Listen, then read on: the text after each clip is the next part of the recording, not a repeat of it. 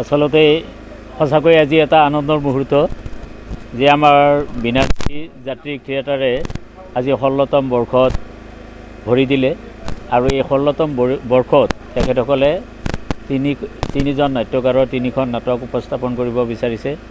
এখন হ'ল মোৰ নিজৰে নাটক ৰমা বৰ্মন মোৰ নাটক অগ্নিশিখা, তাৰপাছত হীৰেণ বৰ্মনদেৱৰ শ্ৰদ্ধাৰ জোৱাই আৰু ৰাধেশ্যাম কলিতাৰ নৰক নন্দিনী। গতিকে আজিৰ পৰা আখৰা আৰম্ভই হ'ব। গতিকে মই নাটকখন হাতত লৈছোঁ। আজি মোৰ নাটকখনেৰে আমি আখৰা আৰম্ভ কৰিম। বাকী দুজন নাট্যকাৰ অৱশ্যে আজি উপস্থিত হোৱা নাই, পৰ্যায়ক্ৰমে তেখেতসকলো আহিব। মই ভাবোঁ এইবাৰ বীণাদেৱীৰ যিটো যাত্ৰা, আমাৰ নৱ প্ৰযোজক, আমাৰ নতুন প্ৰযোজকে এইবাৰ হাতত তুলি লৈছে বীণাদেৱীক নতুনকৈ। গতিকে মই ভাবোঁ তেওঁ এটা সুন্দৰ ৰূপ দান কৰিবলৈ সক্ষম হ'ব আমাৰ এই বীণাপাণি যাত্ৰী থিয়েটাৰক। মই সেইখিনিয়ে কামনা কৰিছোঁ। আৰু আজিৰ পৰা যিহেতু আখৰা আৰম্ভ হ'ব, আমাৰ যিখিনি শিল্পীক ইয়াত লগ পাইছোঁ মই, এই গোটেইখিনি পুৰণা শিল্পী, যথেষ্ট অভিজ্ঞ শিল্পী।